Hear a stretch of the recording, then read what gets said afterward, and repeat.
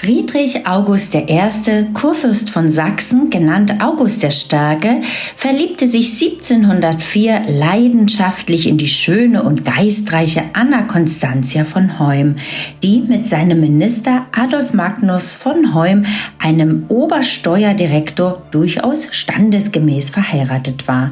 Hoym hatte sich als grausamer Ehemann entpuppt. Die Ehe scheiterte. Madame Hoym strebte die Scheidung an. Sie stammte aus dem alten Adelsgeschlecht derer von Brockdorff, einem verarmten Rittergeschlecht ansässig in Holstein. Vom sozialen Abstieg bedroht, war es ihr sehr wichtig, ihren Rang zu erhöhen. Constantia fiel nicht nur durch ihre große Schönheit auf, sondern auch durch ihre betörende Anmut und ihr bezauberndes Lächeln.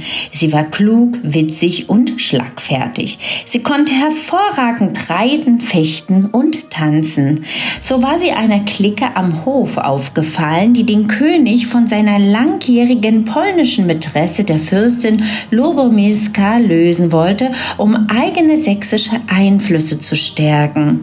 Denn die Stellung der Mätressen verstand sich zu jener Zeit als ein Hofamt. Der König brauchte die polnische Mätresse und ihren Einfluss auf den polnischen Adel nicht mehr, weil die Adelsversammlung in Polen einen Gegenkönig aufgestellt hatte. Gerade zu diesem Zeitpunkt traf der König mit Madame Hoym zusammen, die ebenfalls von Amos Pfeilen getroffen war. Auf ihre Sicherheit bedacht, wollte sie nicht Mätresse werden. Klug wie sie war, wusste sie, wenn die Pläne scheiterten, müsste sie auf ihr verarmtes Rittergut in Holstein zurückkehren. Deshalb ergriff sie ihre Chance. Sie rang dem König 1705 einen Ehevertrag ab, die Zusicherung, sie nach dem Tod der rechtmäßigen Königin Christiane Eberhardine, die aus einer Seitenlinie der Hohenzollern stammte, offiziell zu heiraten und sie zu Kurfürstin und Königin zu machen. Zunächst sollte sie am Hofe als Mätresse auftreten. Madame Hoym wurde die glänzendste Mätresse in der ersten Hälfte des 18. Jahrhunderts. Der Kaiser in Wien machte Anna Constantia zur Reichsgräfin Cosel und Exzellenz. August der Starke gab ihr das große einträgliche Rittergut Pillnitz mit Schloss, Dörfern, Weinbergen und Wäldern als Witwensitz und später als Erbe für die gemeinsamen Kinder. Der berühmte Hofbaumeister Pöppelmann durfte ein prachtvolles Palais für sie bauen, das mit den wertvollsten Möbeln und Kostbarkeiten ausgestattet wurde.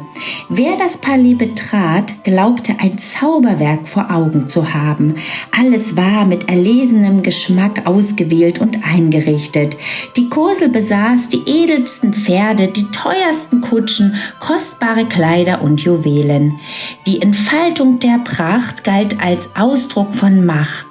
Der König und seine Mätresse waren von einem Glanz umgeben, der Adlige und Untertanen durchaus an die Herrlichkeit des Himmels erinnern sollte. Der Alltag der Reichsgräfin Cosel war voller Pflichten, Repräsentation auf Festen und Jagden des Königs, auf Gesellschaften, zu denen Minister, hohe Adlige und Gesandte fremder Höfe geladen waren. Die Cosel begleitete häufig den König bei seinen Inspektionsreisen durch Sachsen. Bei der Arbeit mit den Ministern war sie dabei und sie griff in Kabinettsreformen ein, wählte Minister aus. Aber für jede Mätresse bestand die Gefahr zu scheitern. Und die Cosel hatte sich den Premierminister mit ihren Entscheidungen zum Feind gemacht.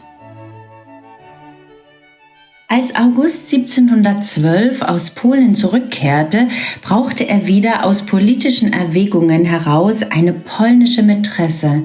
Die Cosel wehrte sich vehement.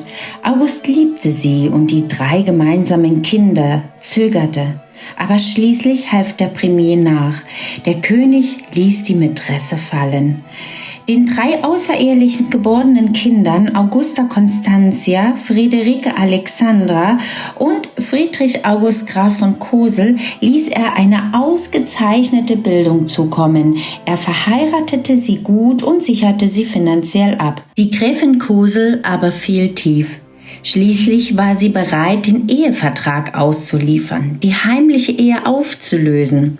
Deshalb verließ sie 1713 heimlich Pillnitz und reiste nach Berlin zu ihrem Vetter Graf Rantzau, der den Vertrag verwahrte. August musste glauben, sie sei geflohen und ein Plaudern könnte politische Pläne gefährden. Er ließ Gräfin Cosel in Preußen verhaften. Sie wurde ausgeliefert und kam als politische Gefangene ohne Urteil auf die Festung Stolpen.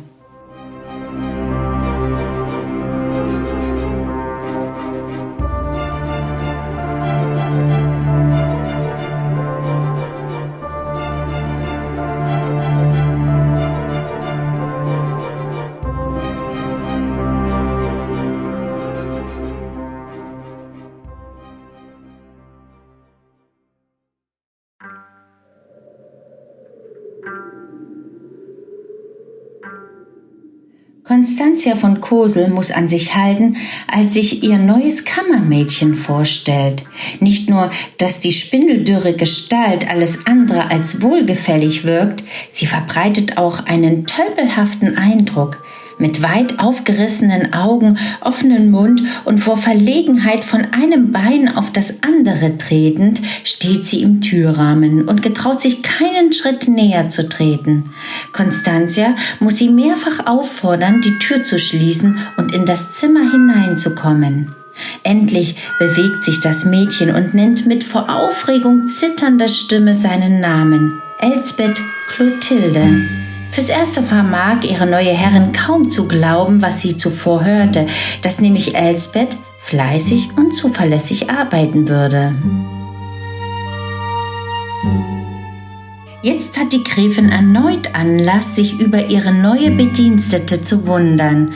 Die nämlich hört nicht weiter zu, sondern geht zum Ofen, reißt die Klappe auf, bückt sich und schaut in das Loch hinein. Dann schließt sie das Türchen wieder, richtet sich auf und stellt sich mit einem tiefen Seufzer der Befriedigung vor Constantia auf. Gefragt nach dem Sinn der Sache, ist es nun an Elsbeth, sich überrascht zu zeigen. Damit sie wenigstens ein Jahr über in Dienst stehen und das Mietgeld behalten sowie den Jahreslohn beziehen könne, sei es bekanntlich unerlässlich, in das Ofenloch zu gucken. Nur so, erklärt Elsbeth, würde ihr ein günstiges Geschick in dem Haus beschieden sein und sie sich bald an die neuen Aufgaben gewöhnen.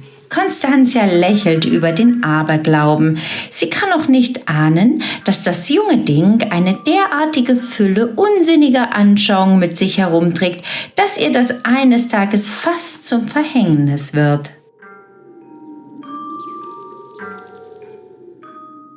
In der Küche steht über einem Brennkolben eine Destillierblase, wie man sie in den geheimnisvollen Gemächern der Alchemisten findet. Eine Vielzahl größerer und kleinerer Behältnisse ist mit Beschriftungen versehen, die ungewöhnlich klingen. Die merkwürdige Installation erklärt sich zunächst dadurch, dass Constantia bei ihrer von jungen Jahren an aufgebauten Gewohnheit bleibt, sich selbst in Gefangenschaft mit destilliertem Wasser zu waschen. Zugleich aber wird die Einrichtung benutzt, um Mittel für die Haushaltung und die Schönheitspflege herzustellen.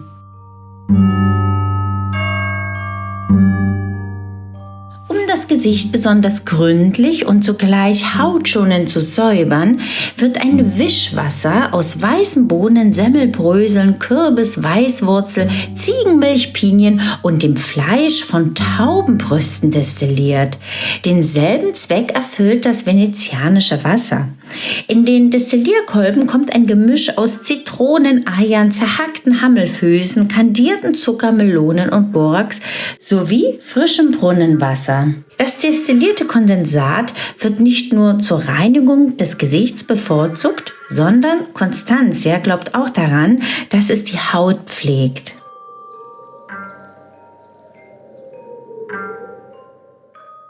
In der Küche werden auch Kräuter aufbewahrt, die nicht allein als Gewürze verwendet werden, sondern auch als Heilmittel bei verschiedenartigen Unpässlichkeiten und Krankheiten dienen. Über Jahre hinweg hat sich Constantia sorgfältig notiert, was sich in welchen Fällen bewährt hat und selbstverständlich auch manches Kräuterbuch studiert.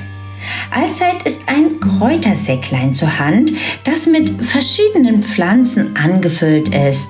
Schmerzt eine bestimmte Stelle, wird das Übel nicht selten durch das Auflegen des angewärmten Beutels gelindert. Schnittlauch gegen Lungen- und Brustbeschwerden, Kümmel mit Branntwein destilliert gegen Blähungen, Kastanien bei Durchfall, Knoblauch und Korinthen gegen Husten, Johannisbeeren zur Fiebersenkung, Kardamom zur Stärkung des Magens.